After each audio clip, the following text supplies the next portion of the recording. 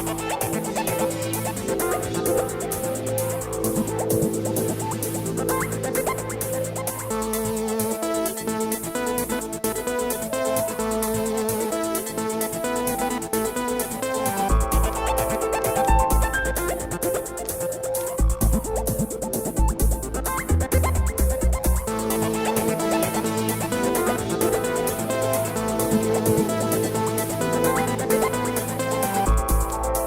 welcome, my dear watercolor friends, to a small series of tutorials for loose watercolors, which demonstrate you the possibilities of the brushes I use.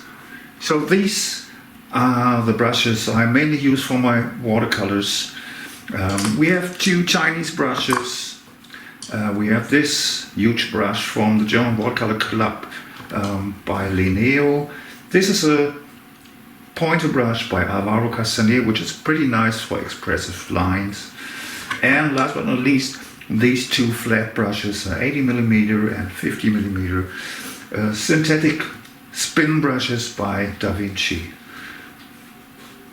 Okay, and all this series is about practices to getting loose and learn about the opportunities of your brushes, okay? So hi everybody, dear watercolor friends.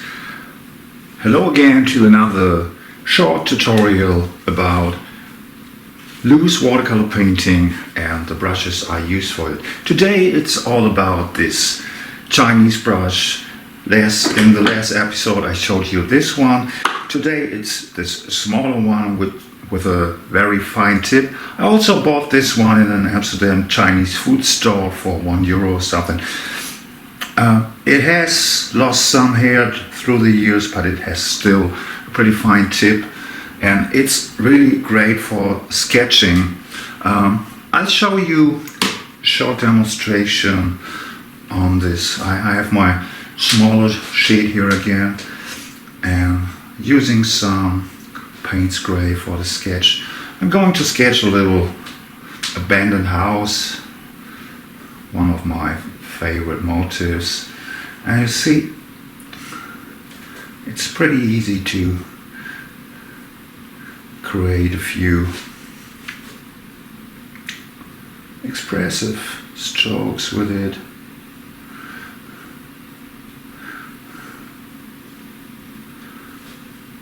So this is pretty rough. So we have a tower here,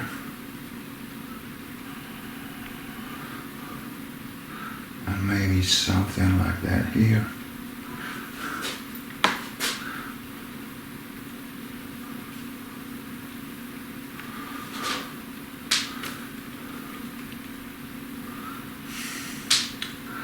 So I always have this brush with me when I do some plein air sketches outside, because like with a bigger one you can do almost everything with this.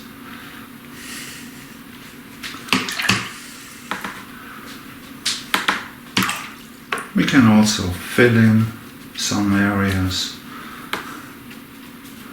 So I would usually use another brush for this, but just want to show you that it's also possible with this one.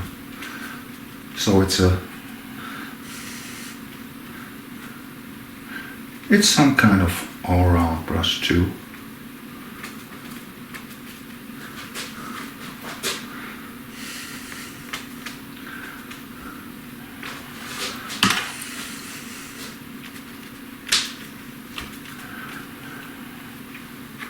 Of course, the real beauty is then to combine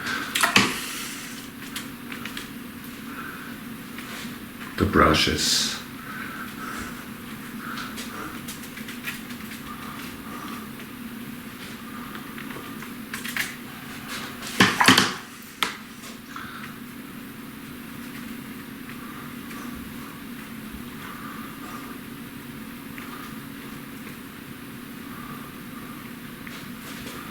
Now we can add some darks here.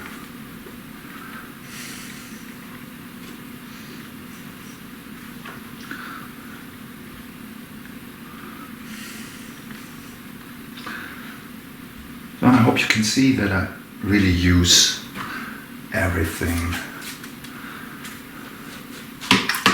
from fine lines to bigger shapes, creating with this brush.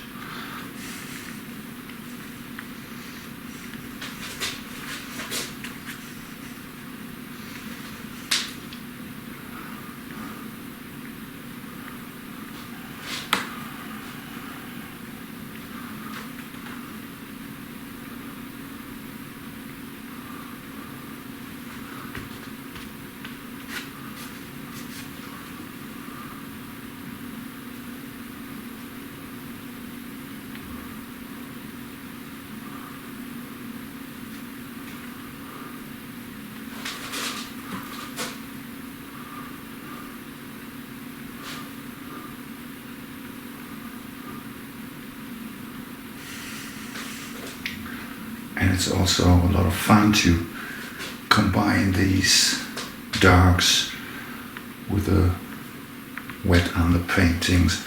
You can split, of course, to add some more life.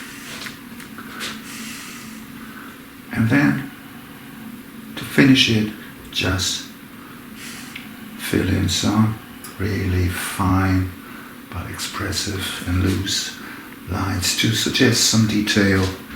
So this is only about suggesting details, never really care about the details.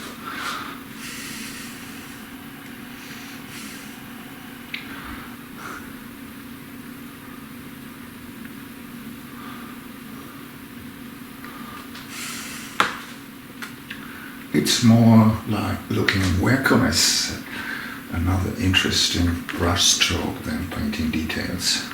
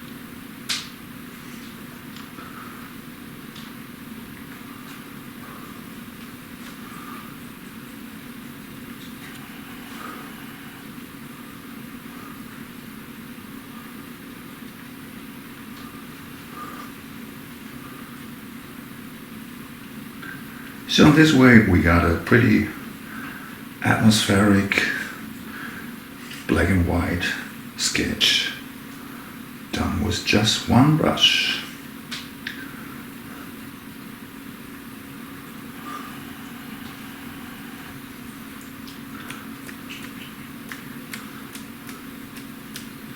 I think we'll leave it this way, okay?